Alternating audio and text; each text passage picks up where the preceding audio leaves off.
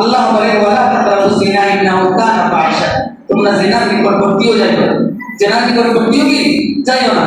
যেমন ধরেন পরকীয়া, জিনা, ব্যভিচার, অশ্লীলতা, এগুলো দিন আমাদের মধ্যে বেড়ে যাচ্ছে।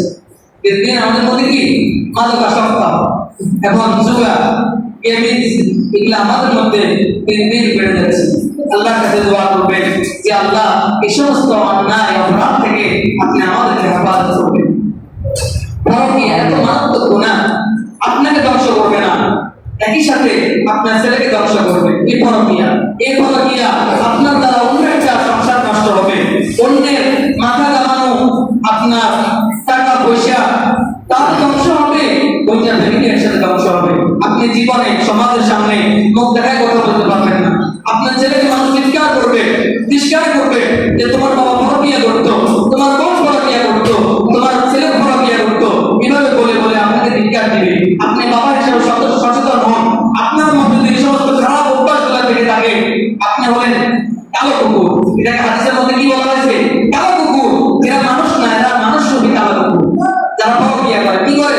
অন্যের বউয়ের সাথে আপনার অবৈধ মেলামেশা করে, অন্যের বউয়ের সাথে আপনার মেসেঞ্জারে কথা বলে, ফেসবুকে কথা বলে, বান্ধবীর লিস্টে রাখে। এরা অন্যায়কারী, এরা জুলুমকারী, এদের নামাজ আল্লাহ কবুল করেন না, এদের যাকাত কবুল হয় না, এরা ইবাদত করে শান্তি পায় না। যারা এই সমস্ত অন্যায়গুলো লিপ্ত, আমাদের সমাজ এখন পড়ে গেছে। দেখতে মানুষ, কিন্তু তার আচরণ মানুষ মনে হলেও সে ভিতরগত কাউ, সে ভিতরগত কুকুর হয়ে গেছে, সে ভিতরগত শুয়োরের আচরণ তার মধ্যে পাওয়া যায়। আফসোসের বিষয়, এই সমস্ত অন্যায় জুলুমের কারণে মৃত্যু সহ কালিমা নসিব হয় না। কি হয় না?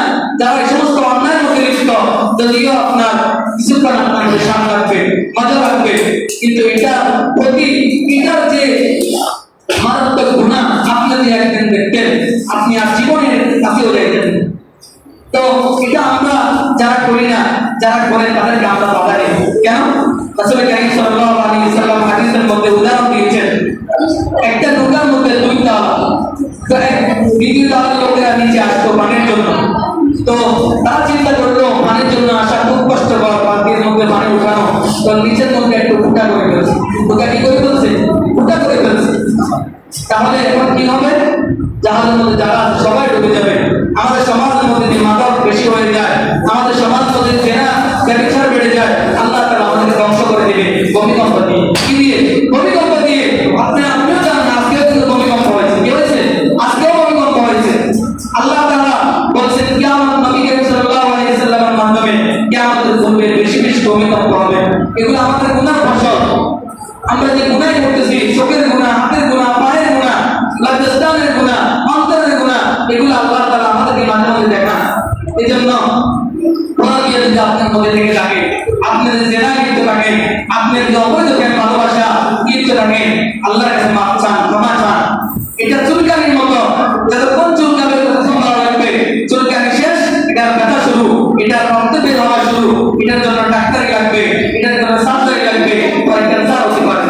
এরকম ভাবে আপনি অন্যের বউয়ের সাথে মেলামেশা করতেছেন, অন্যের বউয়ের সাথে কথা বলতেছেন, হারাম ভাবে রিলেশন করতেছেন, আপনার বউয়ের সাথে কেউ না কেউ এভাবে করবে, নাউযুবিল্লাহ। তখন আপনার কাছে কেমন লাগবে? একটু চিন্তা করে দেখেন, এই জন্য চোখকে হেফাজত করেন। কুল্লিল মুমিনিনা ইয়াকুতু মিন আবসারিহিম, আল্লাহ বলেন হে মুমিনরা তোমরা তোমাদের চোখকে হেফাজত রাখো। এই চোখের মাধ্যমে সর্বপ্রথম গুনাহর সূচনা হয়, এই অন্তরের মাধ্যমে সর্বপ্রথম গুনাহর সূচনা হয়। এই জন্য চোখকে হেফাজত করে নফস অটোমেটিক ঠিক হয়ে যাবে। নফস কি হয়ে যাবে? অটোমেটিক আপনার নফস ঠিক হয়ে যাবে, আপনার আত্মা পরিশুদ্ধ হয়ে যাবে। এই জন্য পরকীয়ার গুনাহ থেকে নিজেকে হেফাজত করবেন। পরকীয়ার গুনাহ থেকে কি করবেন? একটা মহিলার নাম্বার আপনার দরকার আছে বা নাই, না দরকার যদি হয় দেখেন যে না দরকার হলে চলে, তাহলে ওই সময় নাম্বার না রাখাই উত্তম। নাম্বার না রাখাই কি উত্তম। আমরা তাদেরকে কাউকে মেসেজ করবো না, তাদেরকে ফেসবুকে নারী কোনো পুরুষ নারীর সাথে কি করবো না, মেসেঞ্জারে কথা বলবো না। আমরা যারা এগুলো করি, এগুলোর ভয়াবহ অনেক বেশি। আরেকটা হাদিস বলে আমি শেষ করে দিব। রাসূল কারীম সাল্লাল্লাহু আলাইহি ওয়াসাল্লাম বলেন, যারা এগুলো করবে কিয়ামতের ময়দানে আল্লাহ তাআলা তাদের চোখের মধ্যে শিশার আওয়াজ দিবে। কি দিয়ে দিবে? চোখের মধ্যে সাধারণ একটু ফোঁটা পড়লে আমরা সহ্য করতে পারি না, ওই জায়গায় আল্লাহ শিশার আওয়াজ দিবে।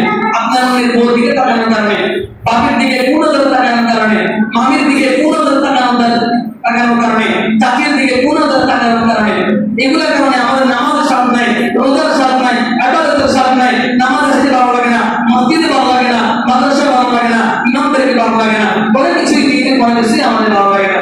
ওই যে আমি একটা গুনার মধ্যে, আমি কি ওই অন্য গুনার খারাপ একটি গুনার মধ্যে, এই জন্য এই গুনাহ থাকলে আজ থেকে আল্লাহ তাআলার কাছে কাঁদি দিয়ে তওবা করেন যে রব ভুল আগে করে ফেলেছি, ওগো রব ভুল আগে করে ফেলেছি, আপনি আমাকে ক্ষমা করে দেন, মাফ করে দেন, এই সমস্ত অন্যায়, এই সমস্ত গুনাহ আমি আর করব না।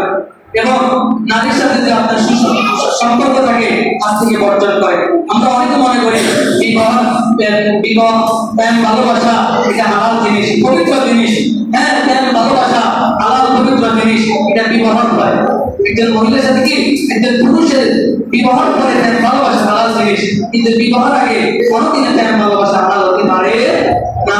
আল্লাহ তাআলা স্পষ্ট ভাষায় কোরআনের মধ্যে 4 জায়গায় নিষেধ করেছে। এই জন্য আমরা অন্যের বোর দিকে তাকাবো না, অন্যের বোর প্রতি কোনোদের তাকাবো না। বেশিরভাগ এই সমস্ত বাইরে প্রবাস থাকে, তারা অনেক কষ্ট করে, তারা অনেক কষ্ট করে টাকা ইনকাম করে, তাদের বোর দিকে আপনি কোন নজর দিতেছেন?